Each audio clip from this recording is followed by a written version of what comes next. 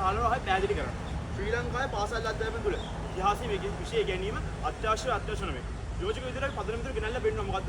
ලංකාව තුළ ගත්තාම අපි දන්නවා අපිටම අනන්‍ය වෙච්ච ඉතිහාසයක් තියෙනවා. අපිටම අනන්‍ය වෙච්ච උරුම ටිකක් තියෙනවා. ඒවා අපි දැනගෙන ඒ වටිනාකම ආරක්ෂා කරගෙන ඒවා ලෝකෙට අරන් යනවා. අපි ඉතිහාසය කියන විෂය දැනගන්න ඕනේ. සහ සරලව කිව්වොත් සහනුකම්පාව සහිත මනුෂ්‍ය පිරිස නිර්මාණය කරනවා. එහෙනම් ප්‍රජාවක් ලංකාවේ නිර්මාණය කරනවා. ඒකට ඉතිහාසය කියන විෂය අපි අනිවාර්යයෙන්ම දැනගන්න ඕනේ.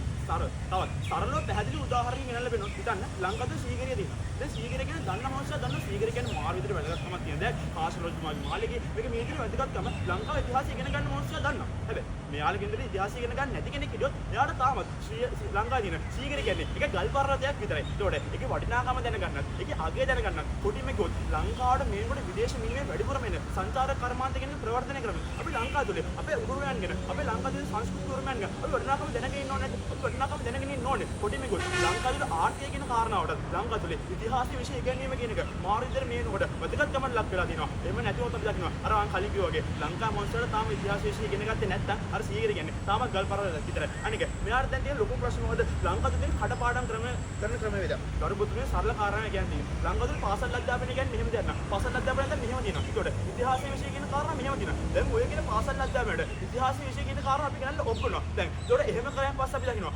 පාසල් අධ්‍යාපන පද්ධතිය තුල ප්‍රශ්න තියෙනවා නම් ආ පාසල් අධ්‍යාපන පද්ධතිය තුල අර මෙයා කිව්වා වගේ කිසි පුහුණුවක් නැති ගුරුවරු ඉන්නවා. ඇත්ත පිළිගන්නවා. ඒකට ලංකාවේ පාසල් අධ්‍යාපන තුල හරි පුහුණුවක් නැති වුණාම හරි අධ්‍යයනයක් නැති වුණාම එහෙම ගුරුවරුන්ගේ ප්‍රශ්න තියෙනවා කියන්නේ ඒක ලංකාවේ පාසල් අධ්‍යාපන පද්ධතියේ ප්‍රශ්න. ඒකට එහෙම පාසල් අධ්‍යාපන පද්ධතියේ ප්‍රශ්න ටිකක් තිබ්බ කියලා ආදරේක නිර්මාණය කරලා ඉන්නේ කටපාඩම් කරන්නේ ඒක නිර්මාණය කරලා තියෙන විභාග කරන්නේ නේ කියලා. දැන් ඒකට ඉතිහාසීය විෂය පාසල් අධ්‍යාපන කියන කාරණාවට ගෙනාවෙන් පස්සේ මේ පාසල් අධ්‍යාපන පද්ධතිය තුළ ප්‍රශ්න තිබ්බ කියලා. මේ පාසල් අධ්‍යාපන පද්ධතිය කියන කාරණාව ක්‍රියාත්මක වෙන විදිය රජය ආරම්භ තියෙන ක්‍රියාමාර්ග වල වැරදි තිබ්බ කියලා. එතන ප්‍රශ්න තිබ්බ කියලා. මෙයාට කියන්න බෑ. අර ඉතිහාසීය විෂය කියන කාරණාව පාසල් අධ්‍යාපන වලට ඇවිල්ලා උගන්වනවා කියන කාරණාව, ඉගෙනවීම කියන කාරණාව අත්‍යවශ්‍ය කරන්න බෑ කියලා. ඉගෙනවීම ඇතුලේ ප්‍රශ්න තියෙන්න පුළුවන්. ඉගෙනවීම කරන විදිය ප්‍රශ්න තියෙන්න පුළුවන් බෑද? ඉගෙනවීම කරන විදිය ප්‍රශ්න තියෙන්න පුළුවන්. මොකද එක ළමයට ඉතිහාසීය විෂය ගන්න තව ගුරුවෙක් ඉගෙන ගන්නකොට හොඳට තේරෙන්නේ නැහැ. තව ගුරුවෙක් ඉගෙන ගන්නකොට ඒක තේරෙන්නේ නැති වෙන්නේ නැහැ. සරල පුදුන ප්‍රශ්න තියෙන කාගේද වෙන කාගේවත් නෙවෙයි කරුමුත් තුනේ ප්‍රශ්නේ ඉතිහාසීය විෂය ඉගෙනවීම පිළිබඳ ප්‍රශ්නයක්. ඒක උගන්වන විදිය පිළිබඳ ප්‍රශ්නයක්. ඒකට එහෙම ප්‍රශ්න තියාගෙන පාසල් අධ්‍යාපන පද්ධතිය තුළ ඉතිහාසීය විෂය ඉගෙනීම සහ ඒක ව්‍යාප්ත කර දෙන්න ප්‍රශ්න තියාගෙන මෙයාලට කියන්න බෑ.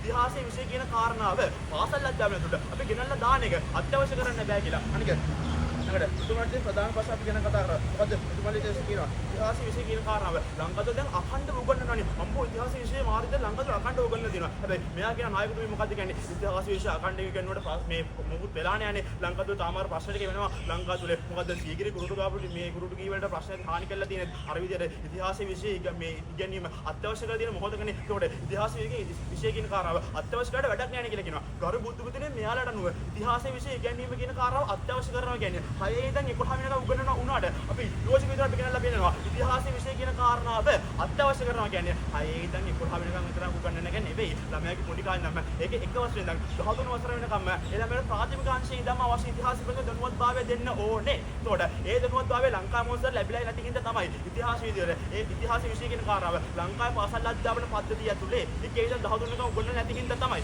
ලංකාවේ අර මෙයා කිව්වාගේ ප්‍රශ්න ටික ඇති වෙලා තියෙන්නේ. ලංකාවේ තරුණයෝ ගිහිල්ලා සීගිරිය දින කුරුඩු ගීනිකට හානි කරන්නේ. සීගිරිය දින කඩපත් වලට හානි කරන්නේ එයා ලංකාවේ ඉතිහාසයේ වැදගත්කම දන්නේ නැති හින්දා. ඇයි? ලංකාවේ ඉතිහාසයේ විෂය කියන කාරණාව අත්‍යවශ්‍ය කිරීමට ලක් වෙලා නැහැ තාම. ඉතිහාසයේ විෂය ගැනීම කියන කාරණාව එකේ ඉඳන් 13 වෙනකම් අත්‍යවශ්‍ය කරා නම් ඒ අත්‍යවශ්‍ය කිරීම තුලින් අපි දකිනවා. එහෙම වුණා නම් මේවා කියන ප්‍රශ්න ටික ඇති වෙන්නේ නැහැ. එතකොට ඉතිහාසයේ විෂය ඉගෙනීමෙන් උනේ එකේ ඉඳන් 13 වෙනකම් ඉගෙනනවා නම් ඉතිහාසයේ තියෙන වටිනාකම එයා දන්නවා. ඉතිහාසෙම ඉගෙන ගන්න ඕනේ කියලා දන්නවා. මම මේක ආරක්ෂා කරන්න ඕනේ කියලා දන්නවා. මේක මගේ රටේ තියෙන උරුමය කියලා දන්නවා. එතකොට එහෙම තියෙද්දි එයා ගිහිල්ලා අර විදිහට හානි කිරීම ටික කරනද නෑ හානි කිරීම ටික කරන්නේ නැහැ. එතකොට එතන ප්‍රශ්නේ තියෙන වෙනවා නෙවෙයි. ඉතිහාසයේ විෂය අත්‍යවශ්‍ය කරන අධ්‍යයනය තමයි. ඉතින් මේ ප්‍රශ්න ටික හදන්න ඒ ගැටලුකාරී තත්ත්වයන් ටික හදන්න අපි ඉතිහාසයේ විෂය අත්‍යවශ්‍ය කරමු. ප්‍රශ්නයක් නෑනේ. ඊළඟට උතුමට තියෙන ලොකු ප්‍රශ්නේ ලෝකෙ හතර වෙනි ගැන ලැබෙනවා මොකද්ද? ජපාන ගැන ලැබෙනවා. ඇමරිකාව ගැන කතා කරනවා. පොඩිම ගරුබුදුනේ පැහැදිලි ගැන ලැබෙනවා. ලෝකෙ ජපාන ඇමරිකාව කියන රටවල් ගැන ලැබෙනවා. ඉතිහාසයේ විෂය කියන කාරණාව මේවට අත්‍යවශ්‍යම උගන්වන කාරණාව. දැන් මෙයා කියනවා අනේ ජපාන කොට ගිහිල්ලා තියෙන්නේ ඇමරිකාව කොට ගිහිල්ලා තියෙන්නේ ඉතිහාසයේ විෂය ගැන නෙවෙයිනේ.